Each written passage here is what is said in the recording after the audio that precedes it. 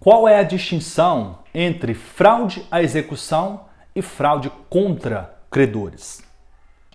A doutrina aponta uma série de critérios para apresentar as principais distinções entre fraude à execução e fraude contra credores. Na tela. A fraude à execução, para começar, é um instituto de direito processual, enquanto a fraude contra credores é um instituto de direito material. O reconhecimento da fraude à execução independe de ajuizamento de ação autônoma. Já a fraude contra credores, ela depende de ajuizamento de ação pauliana. Conforme nós percebemos anteriormente, há inclusive posicionamentos que defendem a ideia de que a fraude à execução sequer depende de pronunciamento judicial. Flávio Monteiro de Barros entende que o oficial de justiça, munido do mandado de citação para pagamento, penhora e avaliação, poderá efetivar a penhora de um bem alienado em fraude à execução, desde que isso seja manifesto. A fraude à execução gera a ineficácia do negócio jurídico.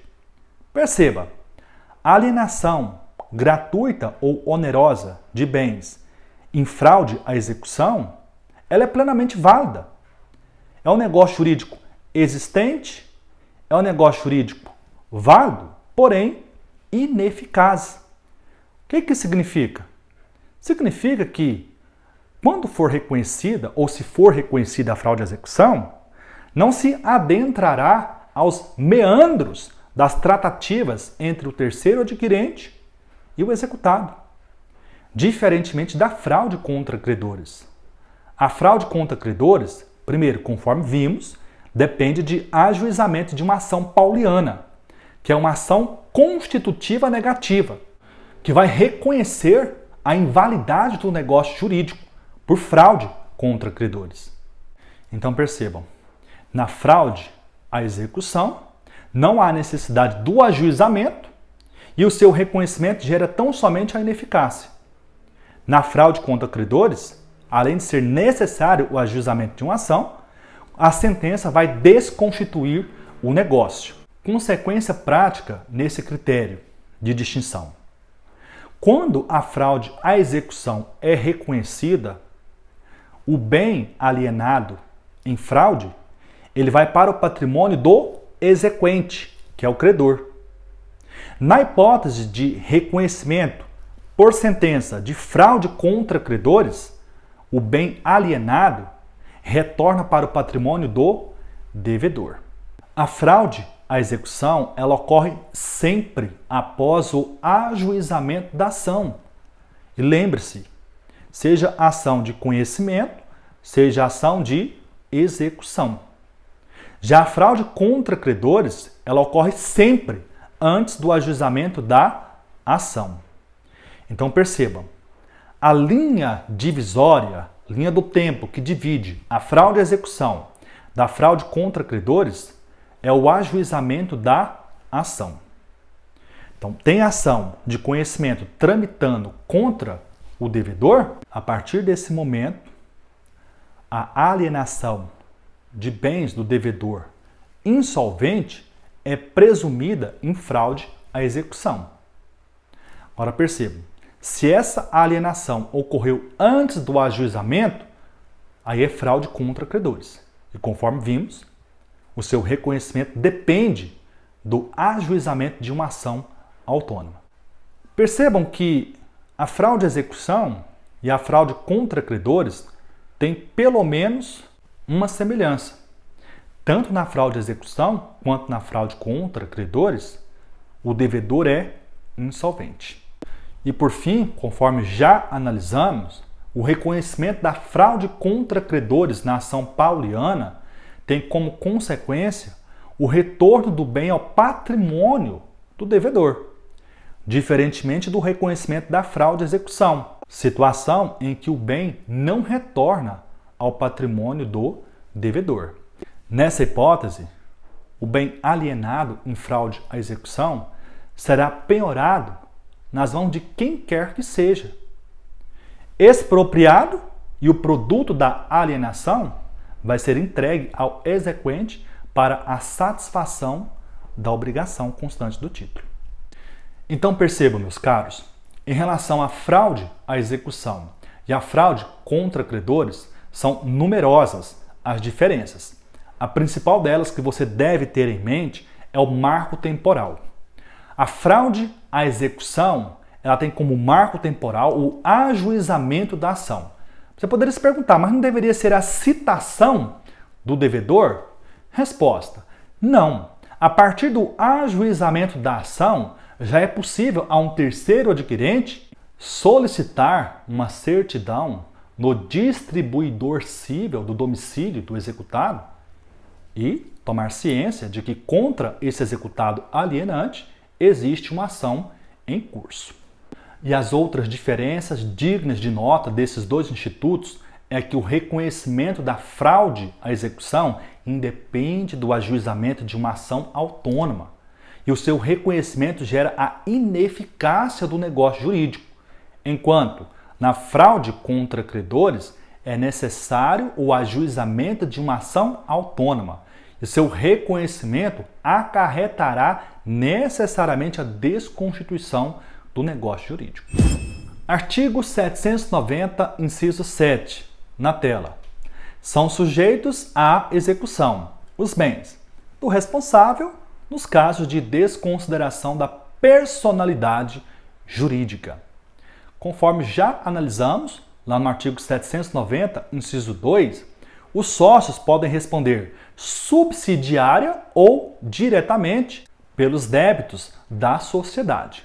Na hipótese do artigo 790, inciso 2, a responsabilidade é subsidiária. Já na hipótese do artigo 790, inciso 7, a responsabilidade ela é direta. Porém, ela depende da instauração do incidente de desconsideração da personalidade jurídica, que está regulamentada nos artigos 133 a 137 do Código de Processo Civil. Na tela. Tem-se aqui a hipótese em que os sócios responderão diretamente pela dívida.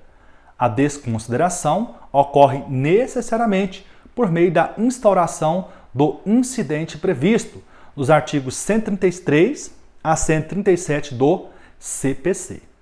Até novembro de 2016, havia uma divergência doutrinária em matéria de fraude à execução.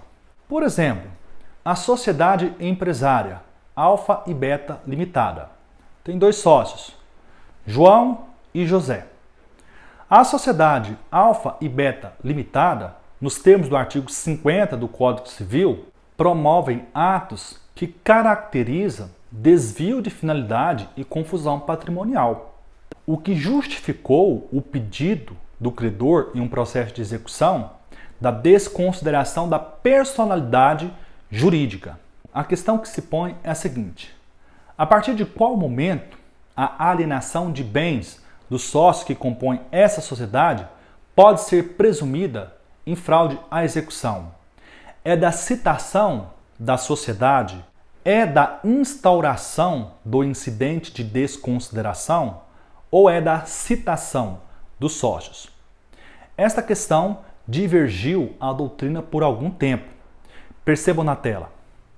O artigo 792, parágrafo 3º do Código de Processo Civil, dispõe que nos casos de desconsideração da personalidade jurídica, a fraude à execução verifica-se a partir da citação da parte cuja personalidade se pretende desconsiderar. Uma interpretação literal do artigo 792, parágrafo 3º do Código de Processo Civil, poderá levar o intérprete à equivocada conclusão de que a fraude à execução em relação aos sócios da pessoa jurídica poderia ser presumida a partir da citação dessa pessoa jurídica.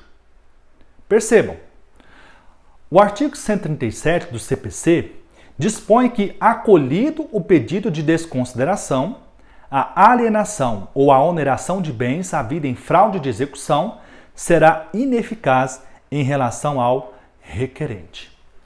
Aí fica a dúvida. Qual é o momento em que a alienação de bens que estão no patrimônio dos sócios poderá ser considerada fraudulenta? É a citação da sociedade empresarial? É a instauração do incidente? Ou é a partir da decisão que acolhe o incidente de desconsideração? O STJ resolveu o problema. Na tela.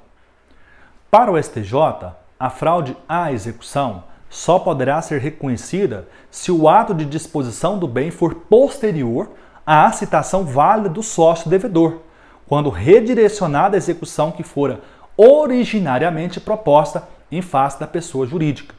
Decisão no recurso especial 1.391.830 de São Paulo, julgado em 22 de novembro de 2016. Então percebam, hoje é indene de dúvidas o termo inicial para que a alienação de bens dos sócios que foram incluídos em uma execução em razão do acolhimento do incidente de desconsideração de personalidade jurídica é a data da citação válida dos sócios e não da pessoa jurídica, como pode fazer crer de forma equivocada a redação do artigo 792, parágrafo 3º. Encerramos aqui a análise da responsabilidade patrimonial no processo de execução. Na próxima aula, vamos analisar a liquidação de sentença. Até lá!